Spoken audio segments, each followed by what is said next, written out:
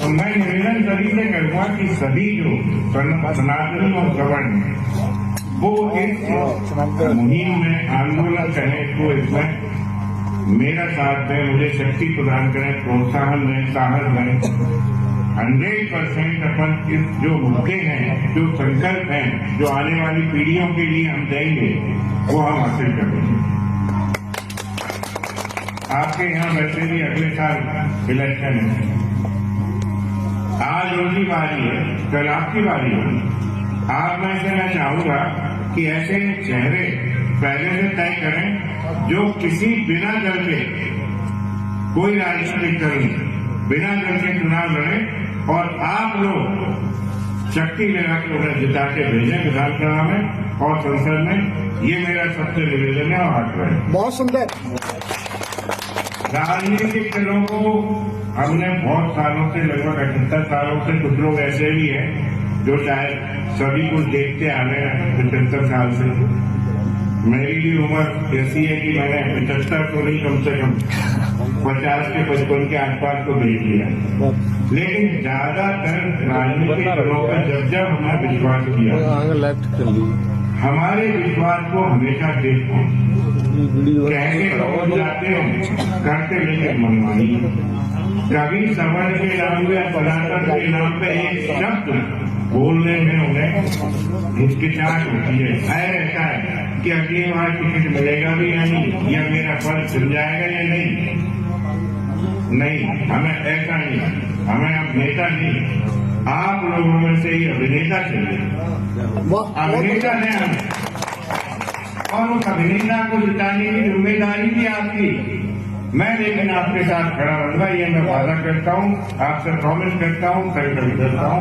जब जब आप मुझे बुलाएंगे, आज के लिए मैं क्षमा चाहता हूँ, कुछ ऐसे कारण हो गए जिसके कारण मैं लेट हो गया। आगे से इसको भी ध्यान रखूंगा कि समय से पूर्व आपके मन से पहुंचूंगा। तो हमारे संकल्प जो है वो आने वाली पीढ़ियों के लिए, जैसा कि हम देख रहे हैं, हम लोग भी कुछ लेके आए तो कितना लाए?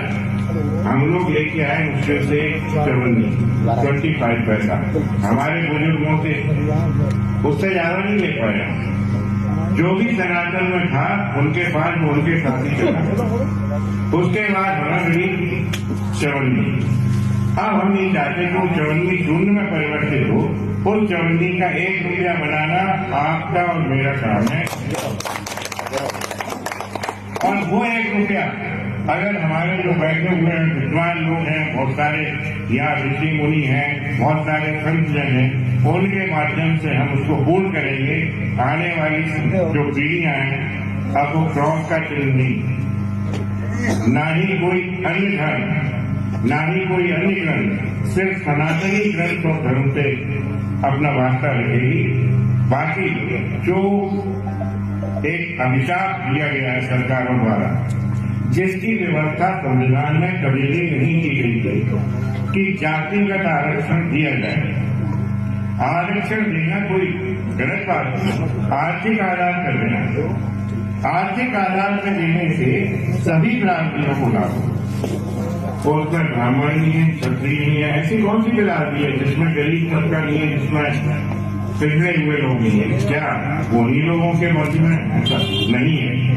ये तो एक वोटों की विशेष व्यवस्था की गई, और जो 10 साल के लिए की गई, जिसकी व्याख्या और विश्लेषण आज तक नहीं की कि कितने लोगों को आज तक आप लाभान्वित कर चुके, कितने लोगों को माइनस किया जाए इसमें से नहीं। अगर यही व्यवस्था 10 साल बाद विश्लेषण करते आते तो आज समाप्त अपने आप ही हो जाती, फतेह हो जाती, क्योंकि सभी को लाभ दे चुके हो। लेकिन सरकारें वोट की खातिर इसको नहीं मानेगी और कभी भी हमारी आवाज को नहीं उठाएगी, ना तो पार्लियामेंट में ना जो आरक्षण की व्यवस्था की गई है वो इसलिए नहीं की गई, इसलिए की लोगों को एक समझता आवे, लोग समानांतर जब हम अपनी बिरादरी में नहीं कर पा रहे, समता अपनी बिरादरी में स्थापित नहीं कर पा रहे, तो ये नेता लोग आरक्षण के नाम पर समझता कहाँ से लाएंगे? 78 साल में नहीं मिल सके, कौन सी समझता नहीं, सिर्फ वोट की खातिर। और जो हमारा मूल्य चलते हैं, हमारी जेब में है। हम जब चाहेंगे कहेंगे राम मंदिर और मथुरा का राम मंदिर उसके नाम पे ले लेंगे, या कभी पाकिस्तान में लड़ाई करवा के ले लेंगे। कहने का अर्थ है कि आपकी जो आवाज उठाएगा वो नेता की अभिनेता होगा और वही आवाज संसद में बोलेगी और नए नियम कायदे बनाएगी, आरक्षण जैसी जाति व्यवस्था को समाप्त करेगी। जातिगत हम लोग कभी नहीं है, हमने सबको स्थान दिया, अपने हृदय में स्थान दिया।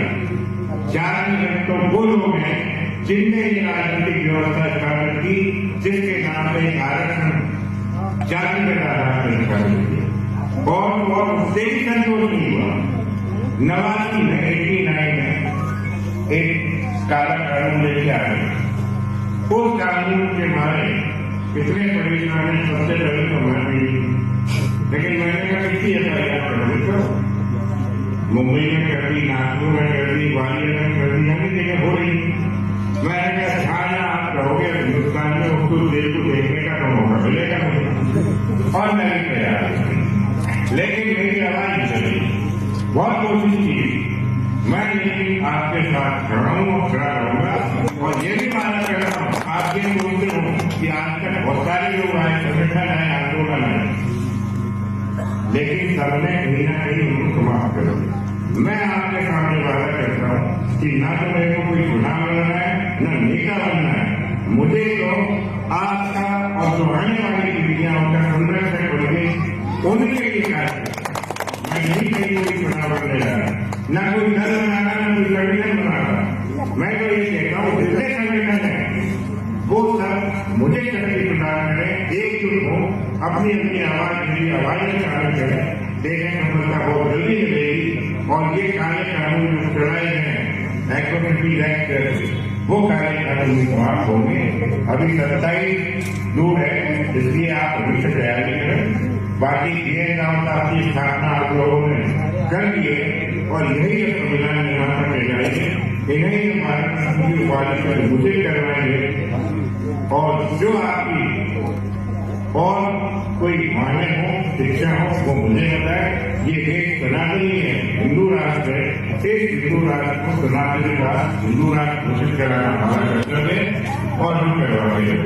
हर सरकार आइए यही वादा करके आती है कि हम हिंदू राष्ट्र बनाएंगे, लेकिन हिंदू राष्ट्र की बात तो माननीय किस आदमी को बिठा के उसकी पूजा करने लगते हैं।